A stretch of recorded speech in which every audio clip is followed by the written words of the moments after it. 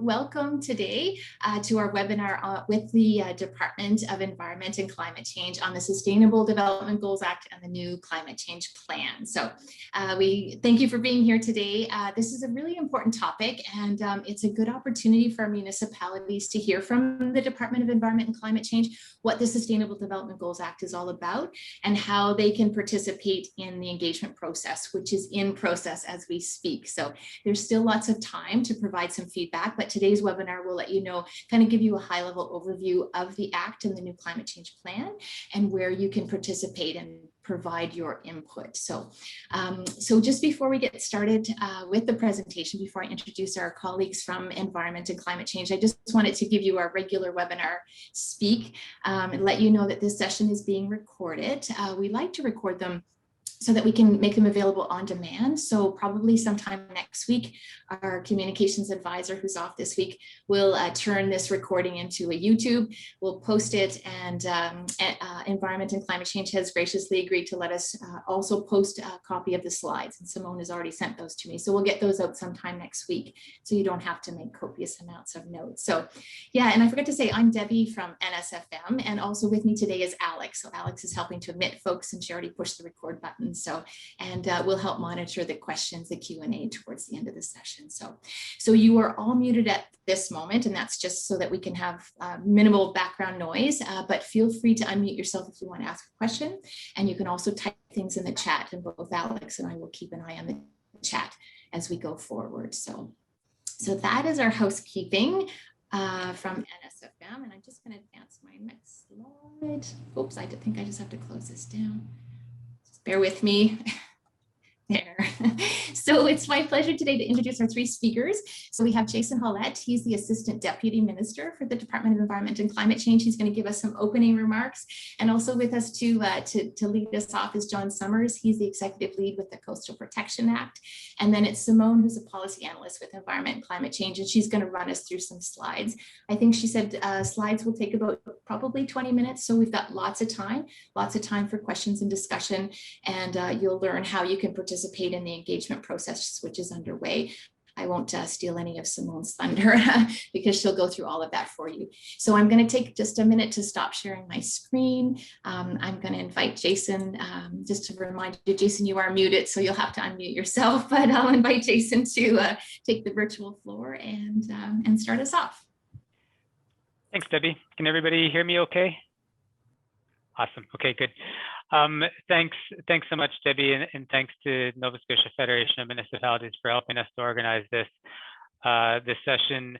I'm sure lots of folks on this call are familiar with the Sustainable Development Goals Act and the work the province is doing on climate change. But just really quickly, back in October 2019, the province passed the Sustainable Development Goals Act as the piece of legislation that would replace the Environmental Goals and Sustainable Prosperity Act, really to help shape the next generation of how the province sets commitments around meeting environmental, economic, and equity goals. As part of that act, there was also a commitment to put together a new climate change plan for clean growth. So what we're doing right now is we're out doing public consultation and engagement on both of these pieces. So regulations under the SDGA and commitments that we could include under the climate change plan for clean growth. I see a lot of familiar faces and names on the call, so I really appreciate you taking part. And I'm glad that we're recording and sharing this with other municipalities. Because it's really no surprise municipalities are central to success on climate change and on a sustainable economy through policies, programs, planning, investments, the communities that you are very close to and that you work with. So it's essential that we have good conversations with municipalities and really create a partnership approach on how we can move these things forward. I don't want to take up a lot of time. I think the presentation gets into a lot more detail, and I'm really more interested in the conversation and the questions that may come from you. John, Simone, is there anything that you two wanted to add to that introduction? I'll just say thanks very much for participating. We look forward to your questions and to your participation during the consultation process. So thank you very much. Oh, good. So maybe I will pitch to Simone, who can start running through the presentation. Thank you, Jason. I'm just going to put this up here. So Simone, I think it's.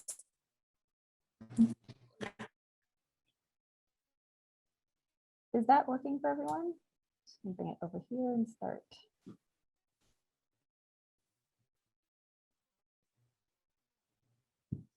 That can people see that? My screen? Yes. Perfect. Okay, thank you. Thank you, Debbie, and thank you, Jason and John, for a quick introduction.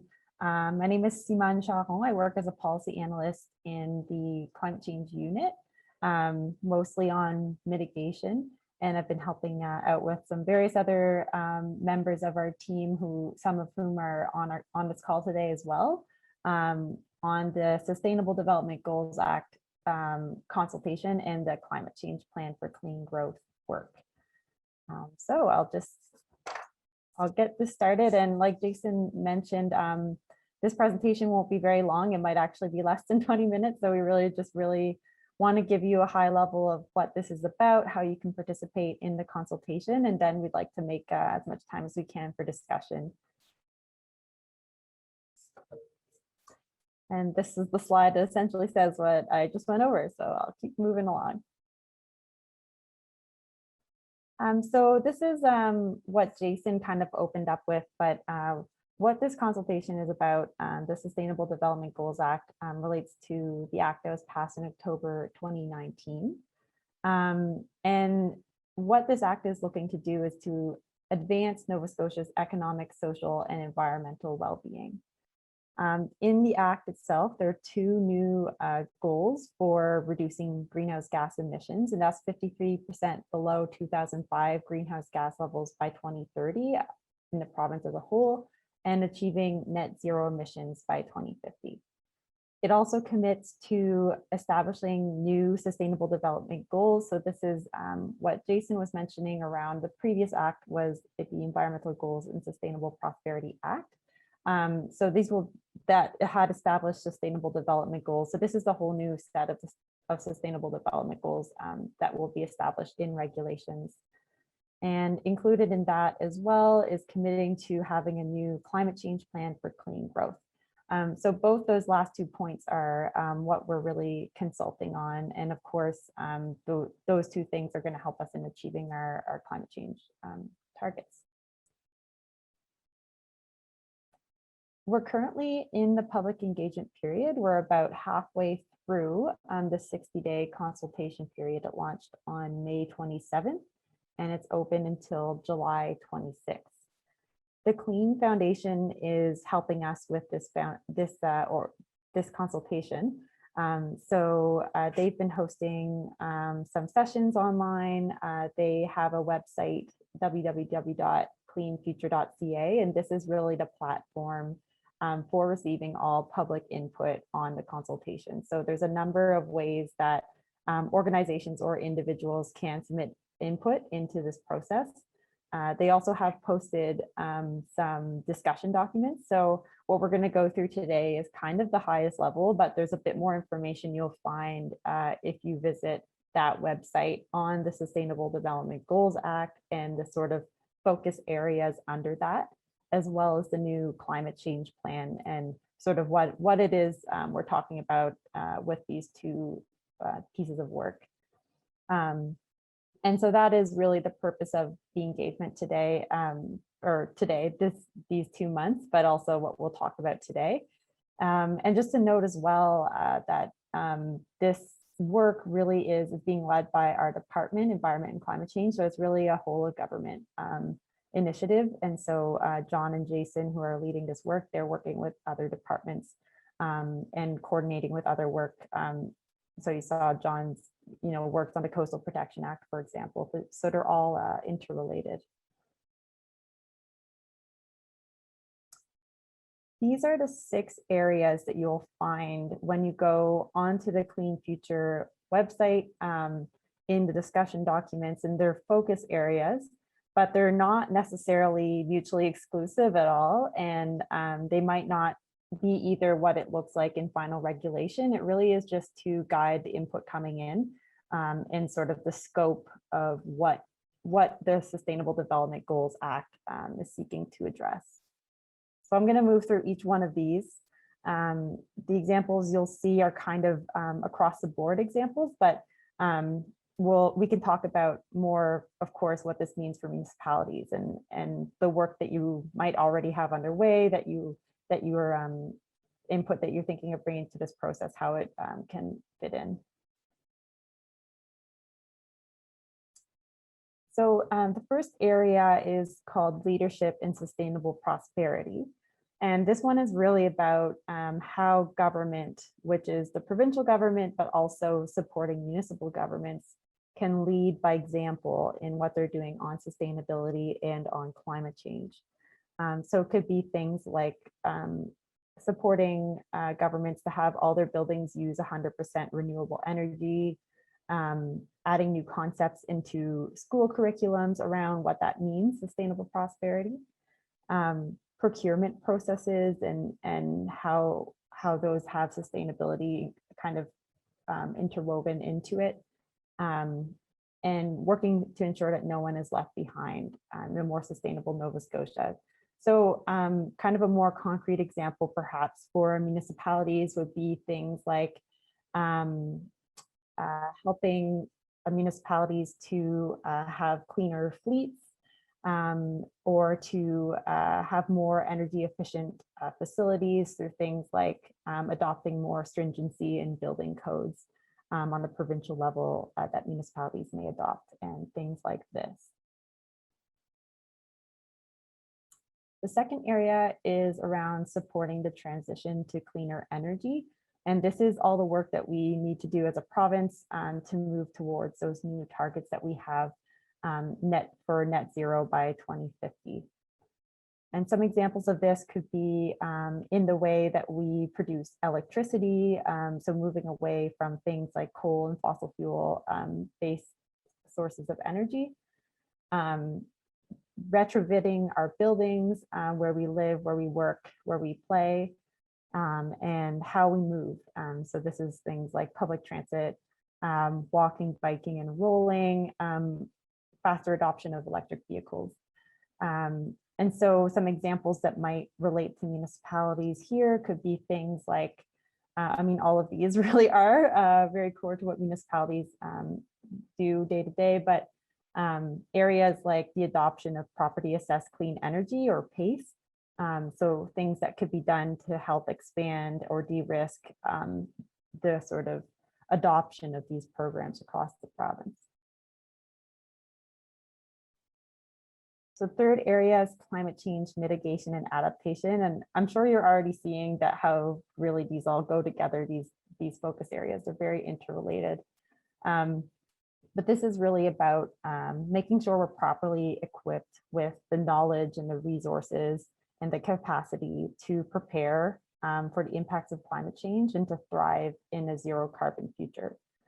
So these are actions around meeting those greenhouse gas targets, preparing for climate change and understanding what the risks and the opportunities are, creating new opportunities in the clean economy, and working together is going to be really huge across all of this, but this is working with municipalities, with other organizations and levels of government and all kinds of different groups that are doing this work.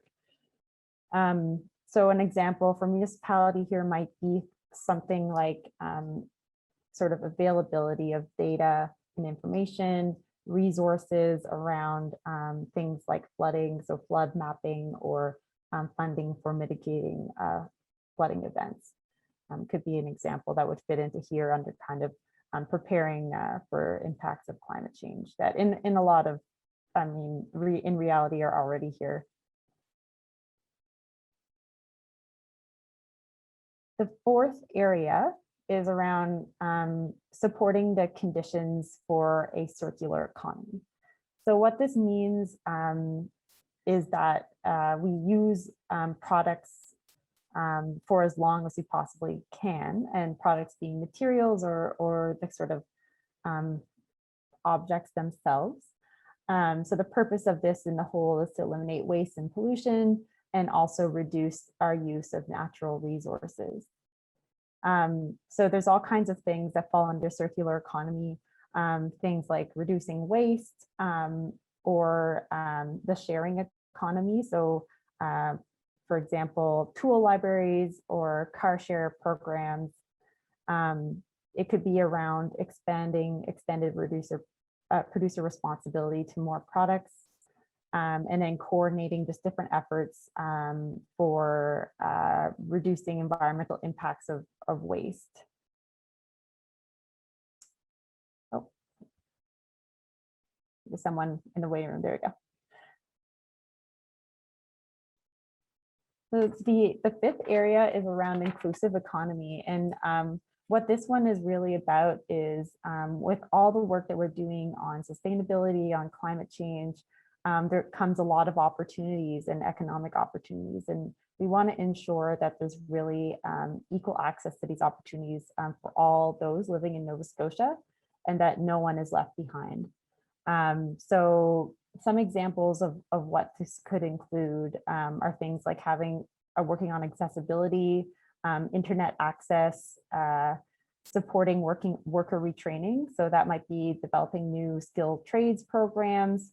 It could be working with marginalized communities on strategies for better, greater participation in these opportunities that will be coming our way.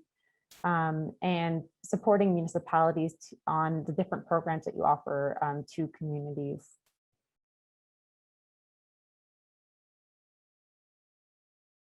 So this is the final area. So area 6 is conservation and sustainable use of natural assets and support for biodiversity.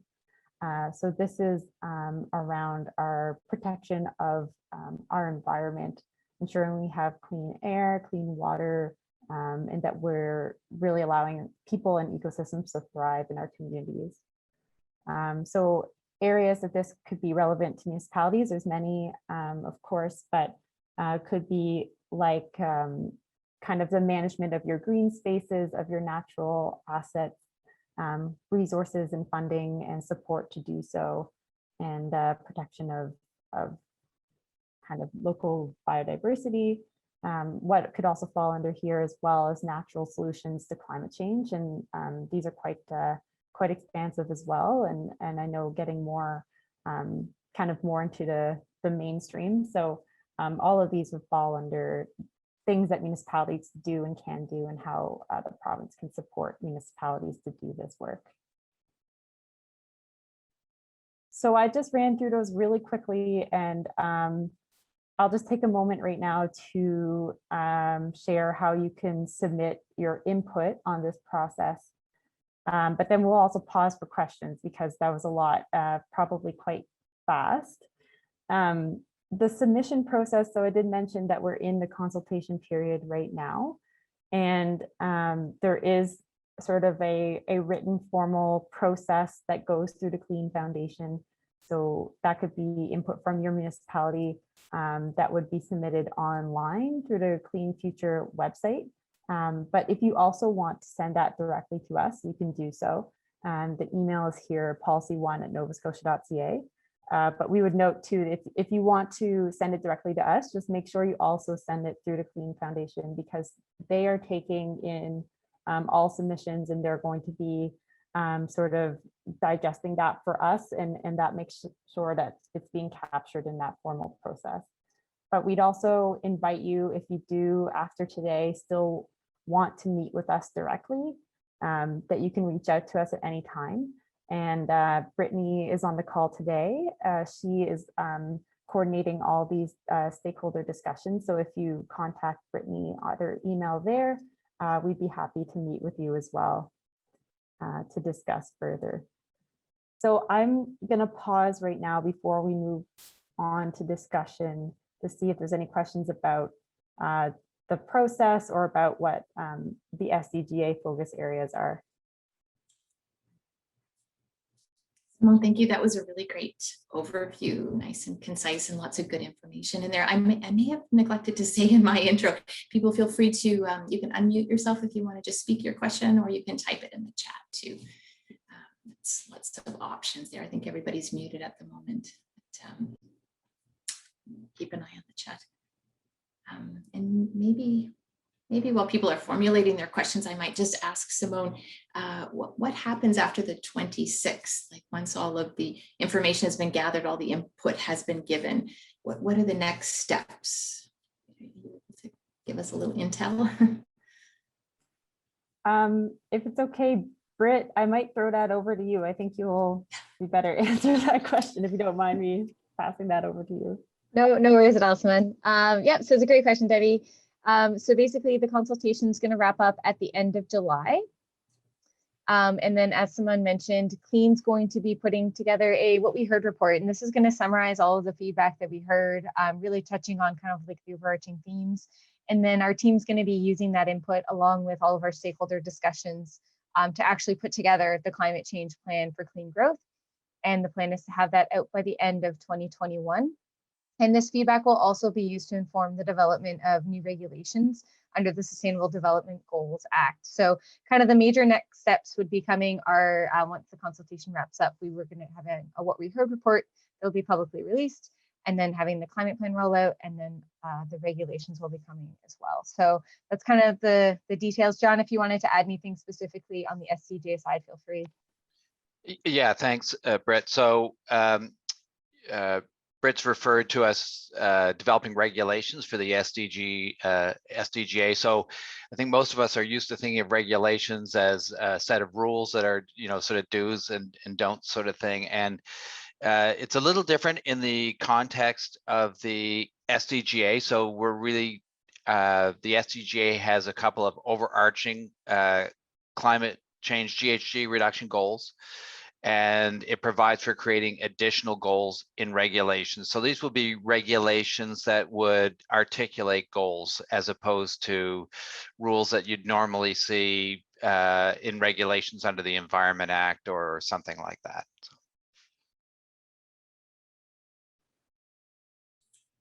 Thank you, John and Britt. Yeah. Any other questions for the team at Environment and Climate Change? I know we had a few folks that joined us a bit late, and I'm not sure who mentioned this, but at the www.cleanfuture.ca, I think, did you mention, Simone, that there are some papers there, or there's some information to kind of help guide people in providing input? Yes, so there is 2 discussion documents, and one of them is the Sustainable Development Goals Act. And it walks through these 6 areas that we just went through just now in a bit more detail, I believe. And then there is one on the climate change plan for clean growth. So that one goes through sort of the main frame and topics that we're looking at under there. And they are so interrelated. Like you saw, one of these focus areas is climate change, mitigation, and adaptation. So that's why it's a common consultation. And what comes from the input is how some of it will make more sense in the climate change plan, some of it in the regulations.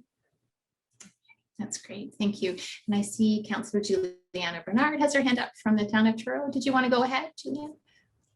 Yes, thank you. I was trying to write my question down and I couldn't frame it, so I'm just going to say it. Hope it comes out right. I think I have 2 questions. One is, I'm wondering if we're interested in having a discussion with Britt or the ECC, would that, if we can get a few counselors and staff together who aren't on vacation, would that help us come up with a sense of what kind of submission we could make?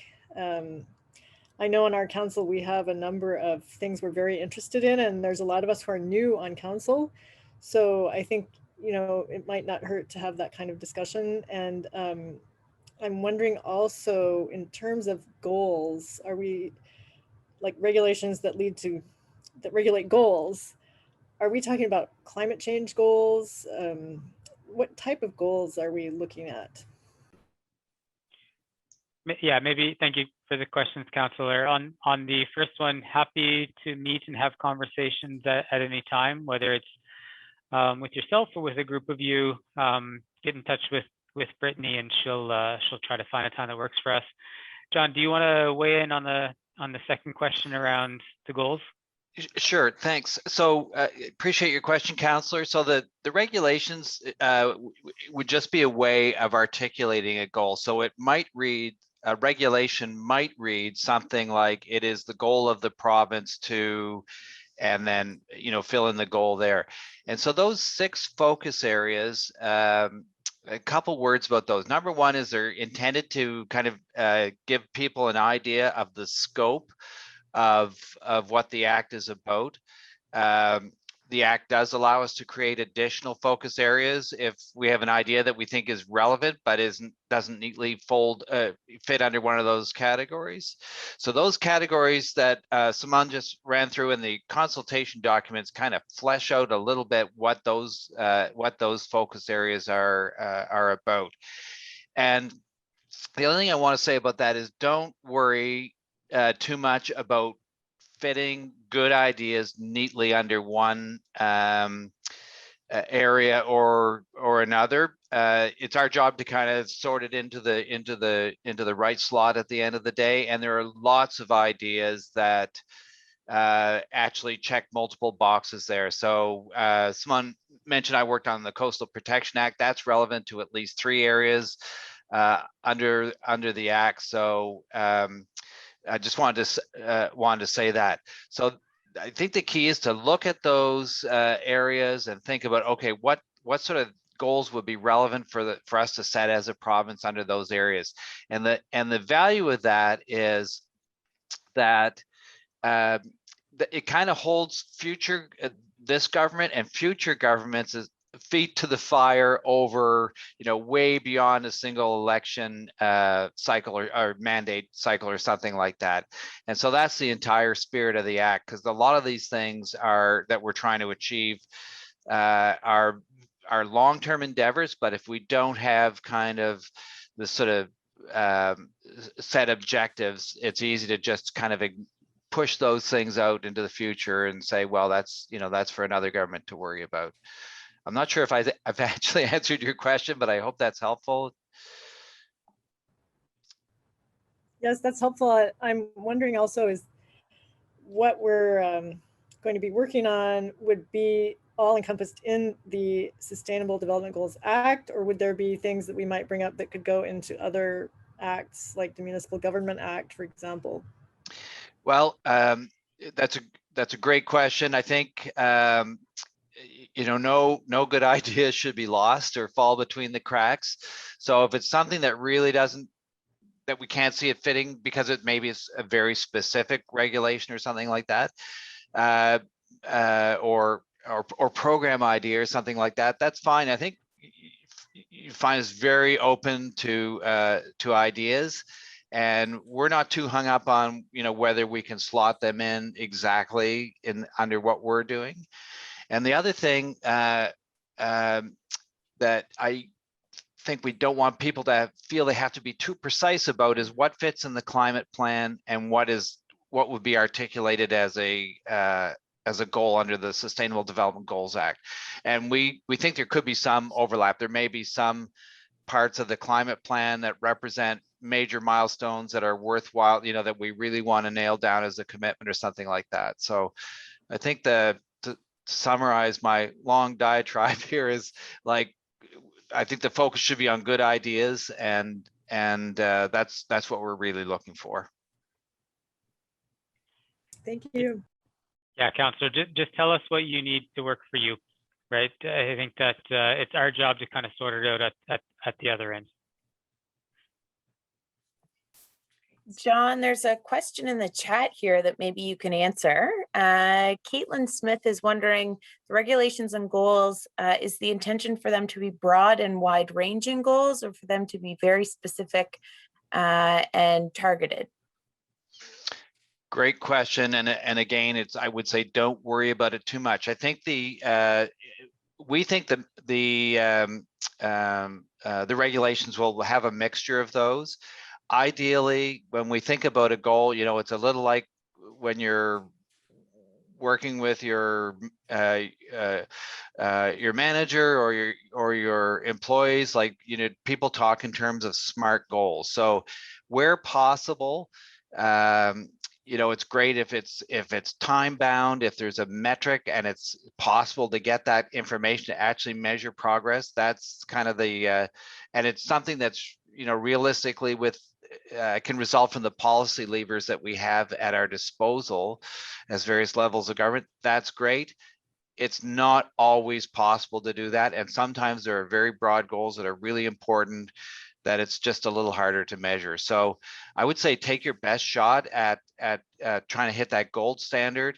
But again, it's, you know, your idea that might seem very specific might actually work in combination with something else. So again, like let's focus on the good ideas, and we accept that some may be broad and some may be specific.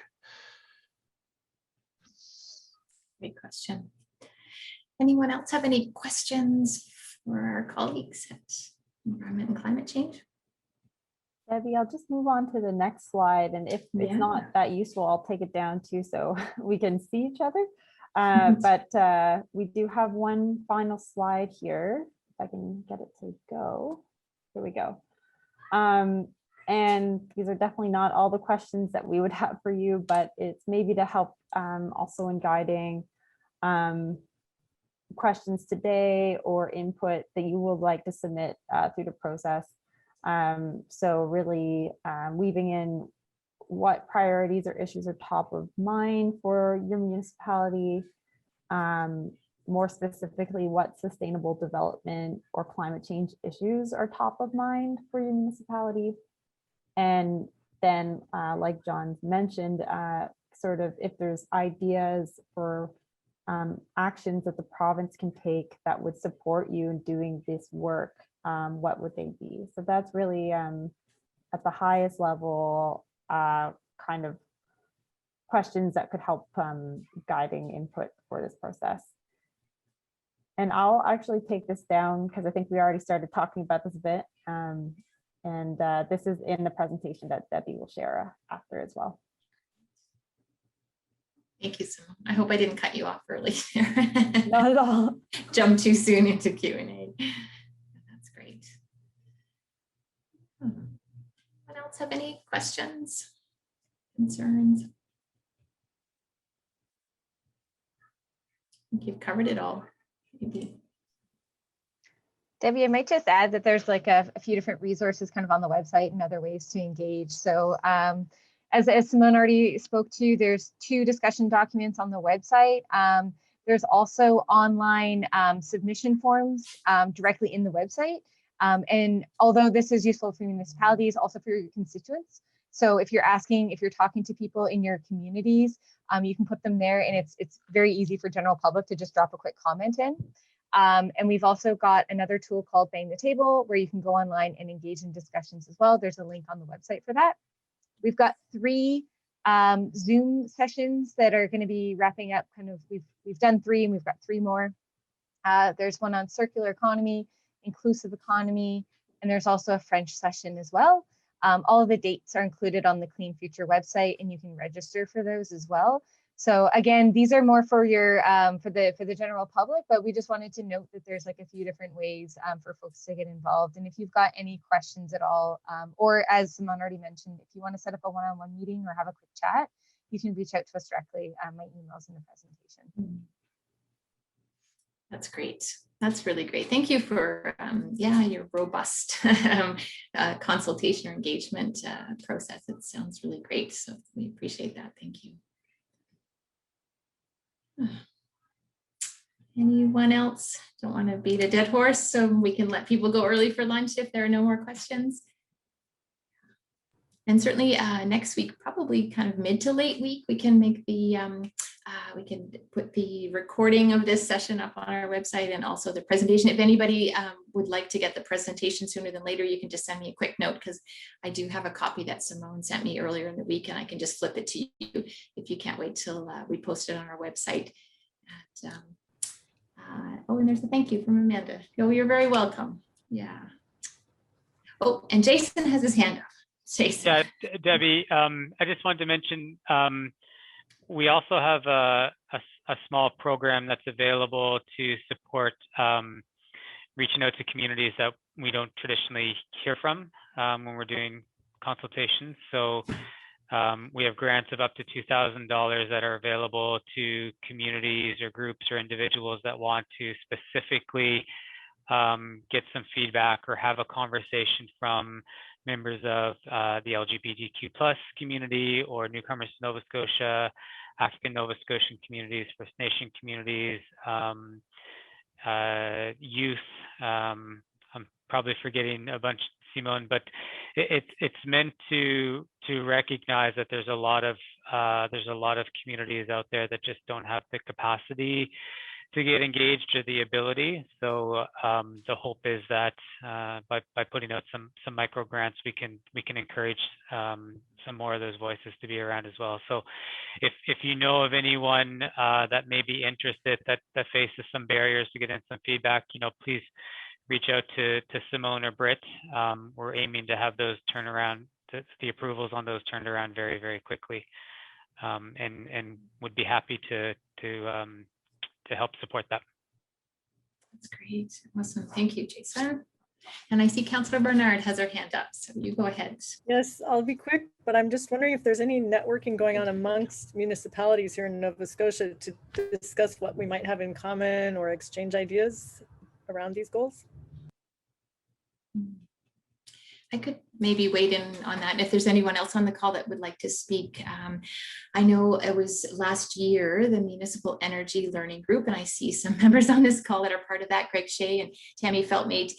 So MELG is a group that's coordinated by Quest, Quality Urban Energy Systems for Tomorrow, and it's a group of very engaged municipal staff. And they coordinated through Quest a submission to the Department of Environment and Climate Change with some recommendations. I know there was some recommendations around access to data and funding. So it was a pretty comprehensive submission. And we did take it as an organization, NSFM, and we did float it out to through our members just to say this was put together by your staff. If you'd like to comment or add, please do so. So we did our small part with that beforehand, and then the submission was made to Department of Environment and Climate Change, and I think it was around the Sustainable Development Goals and the Sustainable Development Goals Act, but nothing so far on the climate change plan specifically. So, did that answer your question? Yes, thank you. Okay. Well, I think we might be at the end of the session. So unless I see any hands pop up or anything in the chat. So thank you very much to Simone and to Jason and to John and all the staff at ECC for all your hard work and yeah, for making us part of your process and the engagement process. So, and I encourage anyone on the call today or anyone that is not on the call that that's interested to ask them to just check in on our website for a copy of the presentation, and we can have a peek at the recording. And yeah, I just want to say thank you to everyone for taking the time today. It's an important process. So thank you for being with us today.